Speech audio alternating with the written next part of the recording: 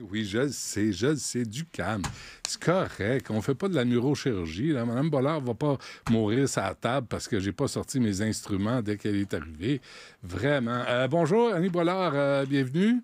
Bonjour, M. Dutrisac. Ah, c'est correct, Benoît, c'est beau, c'est correct. Ça intéresse Stéphanie parce que Stéphanie, il y a une affaire dans la vie, là, c'est de travailler pour rien. Ça, elle haït bien ça. C'est la seule au Canada. Chaque heure compte. Oui, c'est ça, la seule au Canada. Alors, il y a une réflexion à avoir, là, puis vous l'avez lancée. 2024, c'est une année bissextile parce que le mois de février est plus long que d'habitude. Oui, c'est ça. Ce jeudi-ci, 29 février. Alors, c'est une journée de travail additionnelle pour tout le monde. Et là, il se passe quelque chose, c'est que les employés qui sont rémunérés à l'année avec un salaire annuel, bien, eux ne voient pas leur rémunération s'accroître pour cette journée de plus. Mais est-ce qu'il y en a tant que ça, des revenus annuels? Oui, c'est des millions de personnes qui sont payées au Canada annuellement. Pensons à tous les cadres, les gestionnaires, tous ceux qui ont des responsabilités plus que des tâches. Alors, c'est une façon de rémunérer là, qui est très, très répandue. Oui, mais ils ont ce qu'ils méritent. Là. Il y avait juste à avoir une vraie job. Puis... Je vous dirais, ils ont ce qu'ils ont négocié. Ouais. C'est ça. Et vient avec un salaire annuel, parfois des heures additionnelles, des heures supplémentaires qui ne seront pas rémunérées. Mm-hmm. On parle, comme on le disait, on leur confie plus des responsabilités que des tâches. Et oui, ils ont ce qu'ils ont négocié. Donc, le 29 février, s'ils ne l'ont pas prévu dans leur entente, bien, ils vont faire du bénévolat. Qu'est-ce qu'ils peuvent faire? Tu peux pas aller voir ton boss puis dire ben là, j'en travaille une de plus, là, puis là, je voudrais comme être payé. C'est vraiment... Oui. Bon, d'abord, là, c'est bien le salaire dont nous parlons. Mais s'il était question de remboursement de dépenses, là, oui, on pourrait rembourser des dépenses. Par exemple, stationnement, repas au restaurant ou toute autre dépense qui est remboursée par l'employeur. Donc, ça, minimalement, on va aller chercher cette dépense-là le 29 février. Ensuite, pour ce qui est du salaire, rien n'oblige l'employeur à faire quoi que ce soit, mais il devient de plus en plus de bonnes pratiques du côté des gestionnaires d'offrir un petit quelque chose aux employés. Donc, certaines entreprises offriront le dîner gratuitement à leurs employés. D'autres vont permettre de reprendre quelques heures en vacances additionnelles, de façon formelle ou informelle. Souvent, on tente de reconnaître cette contribution additionnelle, mais c'est vraiment selon la volonté de l'employeur. Il n'y a pas d'obligation ici. C'est son bon vouloir. Ah, l'employeur est obligé de... Rien pantoute, là. Bon. Mais tu sais, c'est mal vu, hein, Annie. Tu débarques dans le bureau, tu dis patron, je voudrais être payé d'avance. Le patron va le regarder et dire retourne à ton bureau, achète-moi pas. T'es bien traité le restant de l'année. T'en fais un peu plus, c'est pas grave. C'est vrai. Vous avez raison, monsieur Benoît. En général, la rémunération annuelle inclut ce travail supplémentaire qui va être fait. Donc, tu es bien payé, c'est vrai, si on comptait par le salaire horaire, ce serait souvent un petit peu plus bas. Bien que tout est dans la façon de le demander. Hein? L'employé peut toujours dire à son patron, « Hey, est-ce qu'on a pensé à quelque chose de spécial pour le 29 février? Ouais. Moi, je réalise que, bon, c'est un effort additionnel que je vais faire. Est-ce qu'on pourrait considérer une option? » Des fois, ça peut se passer ainsi. Tout est dans la façon, hein? Non, mais sérieusement, là, les relations humaines, même au travail, tout est dans la façon. Tout se dit, Benoît, mais c'est dans la façon de le dire. Okay. Puis un petit truc et astuce, le formaliser sous forme d'une question plus que d'un « Hey, boss, qu'est-ce que tu fais avec ça? » là? Ouais, d'une revendication. Ça passe bien. Oui. Il y a aussi le salaire minimum là, qui va être haussé de 50 sous. Ça, de toute façon, on n'a pas besoin de le demander. C'est acquis, là, c'est automatique. Ça, c'est acquis. Et ça nous rappelle aussi là, que ce dont nous parlions tantôt pour le salaire annuel, ça ne s'applique pas aux gens qui ont une rémunération à l'heure. Alors, eux, ils n'ont pas à se soucier de rien. Tous ceux qui sont rémunérés par heure seront payés pour chacune des heures travaillées le 29 février. Mm-hmm.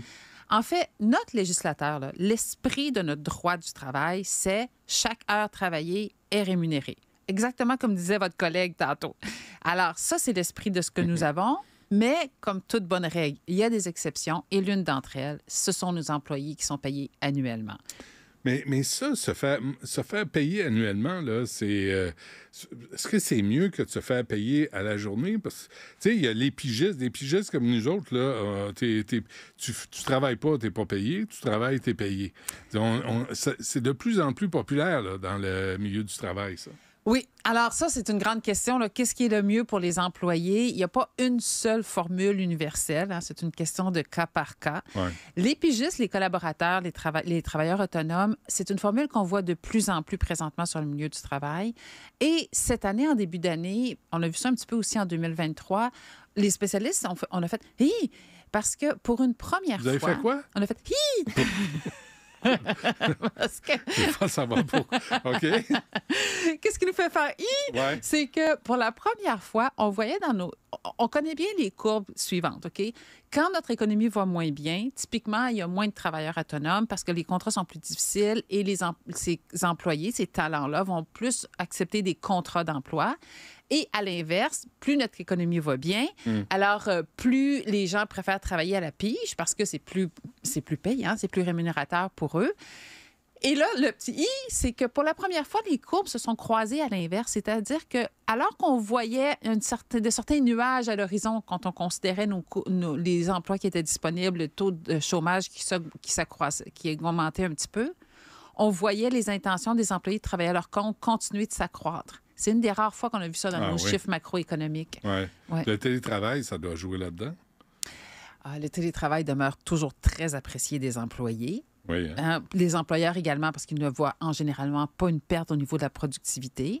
Ce qu'on parle de plus en plus maintenant, c'est le travail en mode hybride, c'est-à-dire une combinaison du travail en présentiel et en virtuel. Souvent, la formule 2 jours par semaine en présentiel, c'est ce qu'on voit le plus souvent. Et ça, les gens aiment beaucoup. D'ailleurs, il y a des gens qui décident de travailler à leur compte parce qu'ils veulent télétravailler à 100 % du temps. C'est une des raisons pour lesquelles parfois ils évoluent dans cette direction-là. Mais on s'entend-tu, Annie, là, souvent, là, les conversations de machine à café, puis le jasage à la job, c'est une vraie perte de temps. Souvent, là, moi, j'ai entendu des gens qui disent, moi, le télétravail, j'aime ça. Je suis en contact avec des gens, je peux aller dîner si je veux. La job est faite, je m'assure que la job est faite, puis je perds pas mon temps avec... Il y en a des mouches à marde. Il y en a des fatigants. Puis là, tu dis, il veut me parler encore. Puis, tu sais, lâche-moi, il faut que je travaille. Mais moi, Benoît, si je puis me permettre, je vous challengerai un petit peu là-dessus. Alors, y a-t-il des employés qui nous font perdre du temps en présentiel? Oui. Là, on va s'entendre. Mais quand je prends quelques minutes pour placoter à la machine à café, quand je remplis ma bouteille d'eau, quand je prends le temps de prendre des nouvelles de mes collègues, peut-être que si je regarde ma prestation de travail de la journée, le nombre de courriels auxquels j'ai répondu dans ma journée, je vais me dire, j'ai perdu du temps. Mais d'un point de vue ressources humaines, moi, j'argumenterais que, oui, mais j'ai aussi consolidé mes liens avec les gens, je développe mes relations, je deviens meilleure pour l'influence. Après ça, si j'ai besoin de ces gens-là, si nous arrive un coup dur, on va être plus consolidés, on est plus ensemble, on crée un esprit d'équipe. Vous me regardez, vous avez l'air débutatif. Non, je vous crois. Non, si vous le dites, je vous crois, mais... C'est pour ça qu'on veut que les gens reviennent à l'occasion en présentiel, au moins ces 2 journées par semaine. C'est ça qu'on cherche à créer d'un point de vue ressources humaines. Il y a une affaire auquel je pense que vous avez participé. Là. Il y avait une réflexion, là, tu sais, comme les employés qui pètent les plombs. Puis est-ce qu'il faut tolérer ça? Regardez-moi pas de même. Merci. C'est un combat de tous les jours. Sybelle me dit, pourquoi tu te fâches jamais? Mais il y a des... Comment on réagit quand tu as un collègue qui pogne les nerfs parce qu'il y a un appel qui marche pas ou il y a quelque chose qui fonctionne pas? Puis là, l'exemple qu'on donnait, là, c'est il lance ses papiers, il lance tout, il se met à sacrer. Comment on réagit face à ça? Bon. Et ça, c'est un beau lien avec l'entrevue que vous aviez tantôt sur la civilité et l'incivilité dans notre société en général. Et moi, je vais le ramener dans nos milieux de travail. Parce que effectivement, il y a des gens qui se pensent que, qu'est-ce que tu veux, lui, il est de même. C'est comme si nous disions, puis c'est pas le cas, mais on dit, Benoît, il est de même, qu'est-ce que vous voulez, quand il s'emballe, il s'emballe. Rajoutez-en, sacramouille, ça va bien. Puis là, on explique un peu le tout parce que ça fait partie du personnage. Puis là, tout le monde autour l'excuse. Là, non. La réponse, c'est non. Votre air sympathique, vos commentaires, oui. Mais de là, par exemple, à bousculer un employé, à sacrer après une personne, oui, mais même à bousculer des choses, à faire vivre une expérience comme celle-là à l'employé, Là, c'est là qu'il y a un enjeu. Et là, ce n'est pas juste mon opinion, votre opinion, Benoît, c'est aussi ça part de nos règles administratives au niveau de la CNE-SST et le fait que les employés ont le droit d'exercer leur travail dans un milieu qui est exempt d'harcèlement et d'incivilité. Alors, des fois, on voit dans des vieux films, là, on voit la personne qui se fâche puis qui cogne avec son poing sur le bureau. Là, vous avez des images. La belle époque là, où ça marchait par là. Mais qu'est-ce que tu fais quand... quels sont les recours des autres devant cette situation-là? Alors, il y a des recours. D'abord, souvent dans ces situations-là, c'est les nouveaux employés qui sont les premiers à sonner l'alarme. Les autres sont comme habitués. On prend ça pour acquis. On le sait. Hein? Paul, quand il se fâche, là, il fait ça, là, puis tu lui laisses 2-3 heures, puis il va se calmer. Puis là, c'est comme si l'écosystème a appris à vivre avec. Puis là, il y a un nouvel employé, puis là, il fait qu'est-ce que c'est ça? T'sais, moi, non, là, tu vas pas garocher tes crayons autour de moi, puis tu vas me parler sur un ton raisonnable. Et oui, l'employé a des recours. Donc, comme on disait, ça fait partie des droits de l'employé d'exercer ses fonctions dans un tel milieu. Tout comme quelqu'un pourrait demander ou exiger de travailler en français. Et l'employeur a le droit, a l'obligation d'imposer ces règles-là.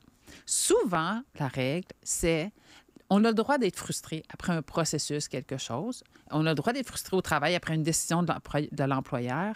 Mais c'est, la façon dont on l'explique. Ça revient un petit peu à ce qu'on disait en début de discussion. Puis aussi, la façon dont on l'exprime. Ici, j'ai une pensée, tu sais, par exemple, les employés, les gens qui s'y bousculent, qui font preuve d'incivilité, ça peut être un patron, ça peut être un collègue, mais ça peut aussi être un client. On en a parlé beaucoup, hein, vous disiez tantôt. Alors, les clients, les citoyens peuvent exprimer leur désaccord, mais par rapport au service et non pas personnaliser le propos par rapport à la personne. Exemple, je peux dire, je suis en désaccord avec la façon dont mes ordures sont ramassées. OK, puis je trouve que le service est insatisfaisant. Je peux faire ça. Mais de là dire, tu es un CON, vous me voyez? Non, je peux pas personnaliser. Vous êtes bon en français? Ben, j'ai appris. Alors, c'est ça. Pas personnaliser le propos. C'est pas la personne, c'est les fonctions, les tâches. Ouais. Et quand mais c'est difficile, hein, parce que si tu as l'impression de te faire remplir, de te faire abuser, tu sais, qu'on abuse de toi, là, puis qu'on rit de toi un peu, puis ça fait plusieurs fois, il y a des gens qui perdent patience. Là. Et ça, ça existe dans la société, mais les incivilités, on dirait que là, ça a pris... c'est devenu une épidémie. Ça prend beaucoup d'envergure. On reste que tous et chacun, nous sommes responsables dans la façon dont nous gérons nos émotions. Ouais. Donc, on a le droit d'être très